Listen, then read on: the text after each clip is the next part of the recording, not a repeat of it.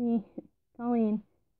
I am currently an outpatient for a psych ward, but don't let that scare you because there's a lot of stigma that goes behind it. Um, this topic today is very close to home to me. We're going to start out with the ancient times. The ancient times, they saw mental illness as afflicted by demons and evil spirits, even possessed. So these people, up until the 1800s, were not treated like human beings. And to be honest, today they're not treated like human beings today. They're treated like they could lose it any second, which some of them can, but you can't talk to everyone in a monotone voice. It just doesn't work. And when I first entered this place, they asked if I liked coloring. I was like, I'm not 5, okay? But, yeah.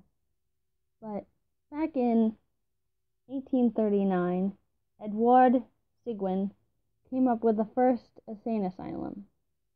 And he opened it up mostly for the severely retarded. And that's not a shame word, but it is the medical word for it.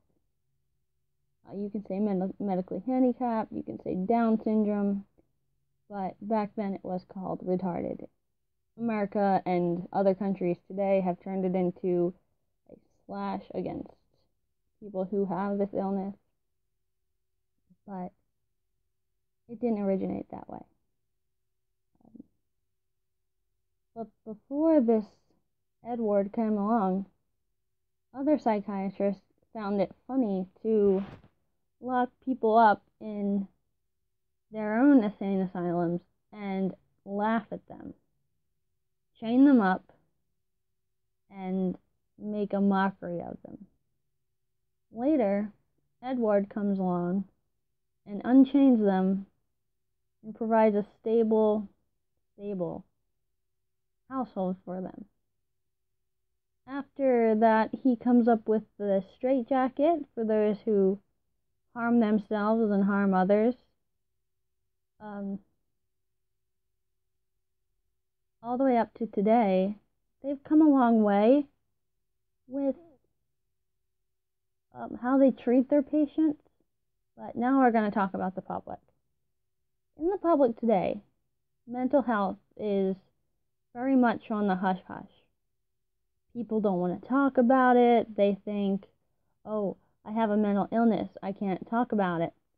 Well, yes, you can, because that's what more than 50% of suicides are the product of.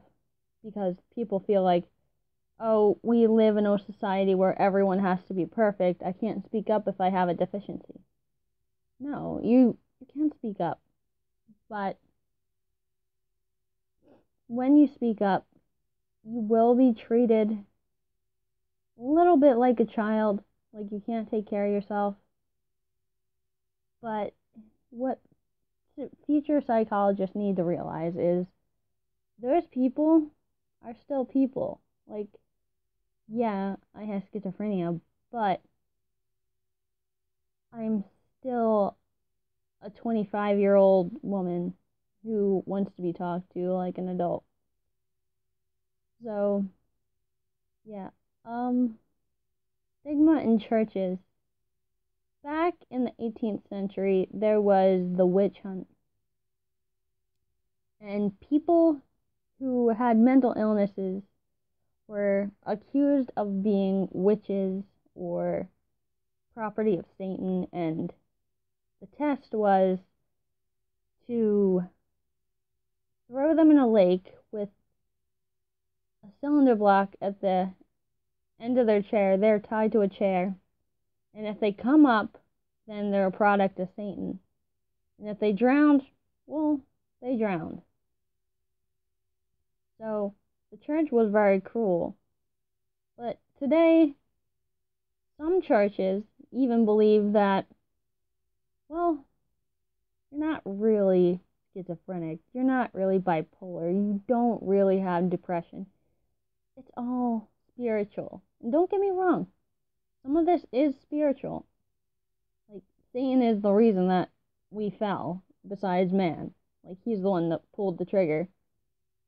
So, yeah, churches today that I know of, that I went to because I've left churches that have stigmatized mental illness into wrong thinking,